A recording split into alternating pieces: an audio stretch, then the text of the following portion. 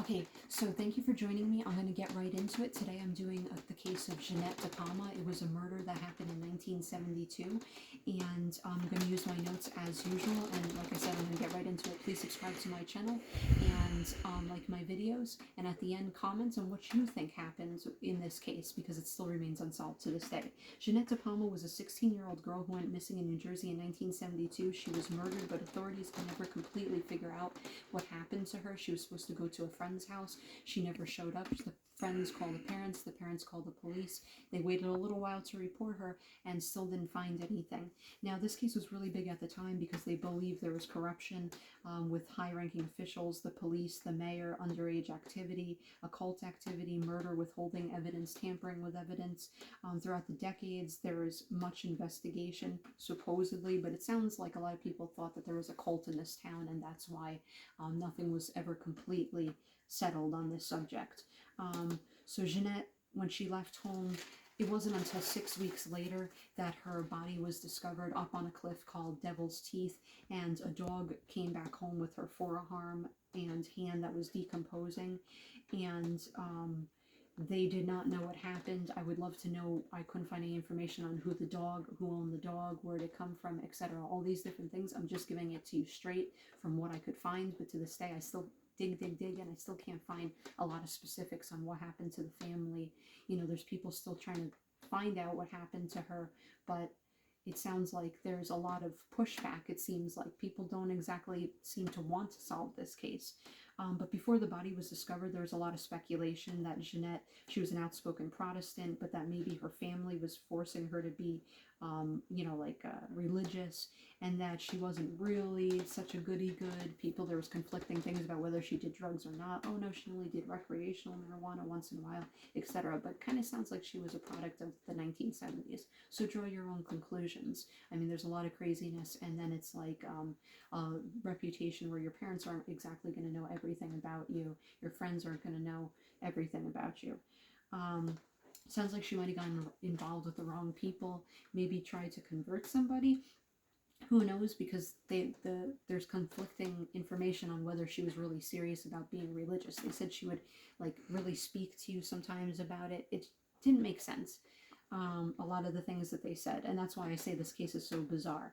Some suggested that the mayor didn't want to ruin his reputation and that he might have been involved in something. Again, that's where the cult thing can come in, that maybe high-ranking officials in the town did cult-like activity, because there was one woman that her uncle was a police officer, and he said that he responded to the call. There was occult symbols around the body, engraved in the trees, hanging from the trees all around the entire area. The police officer told the young woman not to go near the reservation because there was a rumor that they were going to do a human sacrifice. The Watchung reservation is right there. Hippies do all their druggy activity and all that stuff around there, and so they were warning people, just stay away from it. But you know how kids are.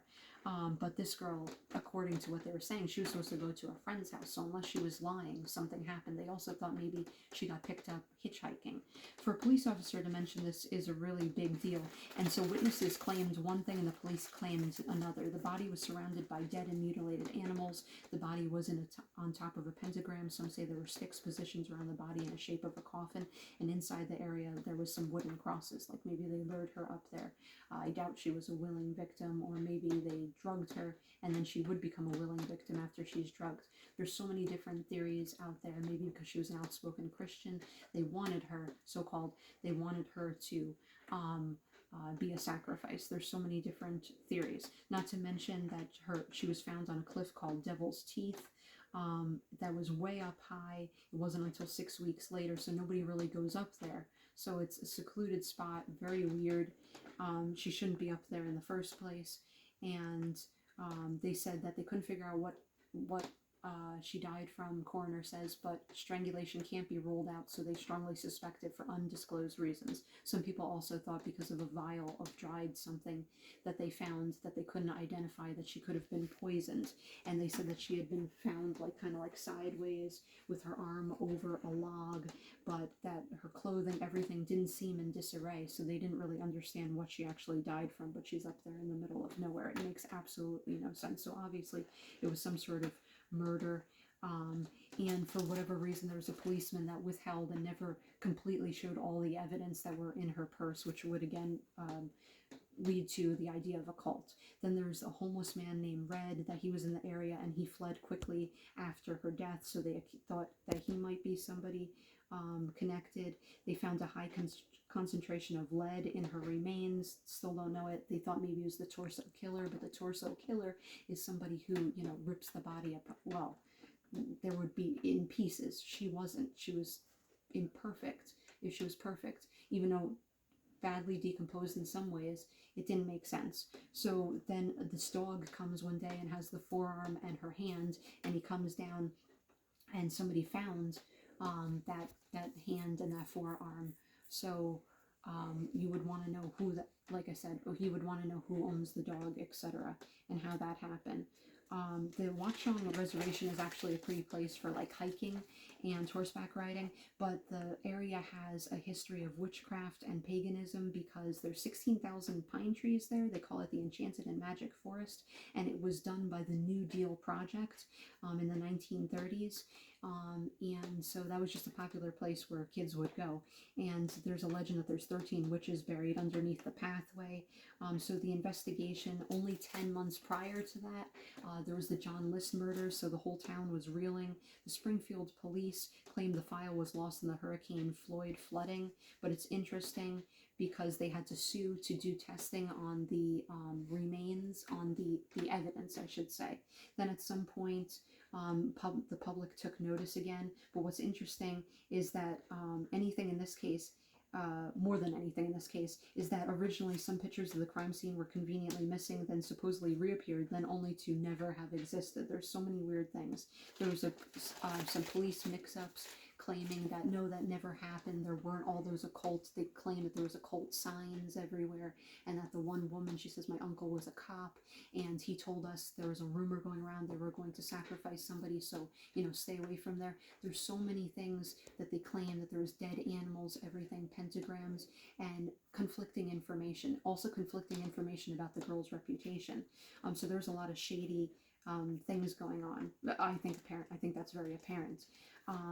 And then all of a sudden everything went quiet and the case kind of just, you know, goes on, but there's no more real leads anymore. So it could be a combination of the cops, it could be a combination of the whole town being in on it because they're high-ranking officials. Nobody knows why you would kill that girl. She didn't have any known enemies, they claimed, but because she was outspoken Christian all of a sudden, supposedly, that this could have rubbed a lot of people the wrong way. There was an Assembly of God preacher who he had a lot of his own theories, and the whole idea of the mishandling of the case in a desolate area like this, still all these years, nothing has been really solved. Nothing has been any new information. The parents, I should say the family that's still left, still tries to figure out what happened.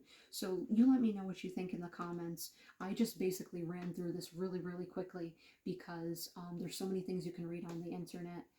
You draw your own conclusions. Please always remember to pray for the people that I mentioned, because all these cases that I do are usually pretty vicious and they're unsolved. So remember to pray for them.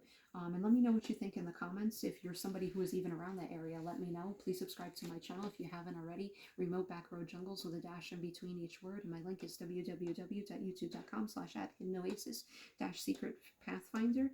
And also let me know, what do you think about that whole thing with the dog finding that? I find some of those things so weird. The whole case is so bizarre. And yet all this time, and it just sounds like this whole town sounds like it could have been a cult, and that they didn't want other people to find out about, you know, that they're all in on it. But then why would they want to murder this girl, and for what purpose? A sacrifice?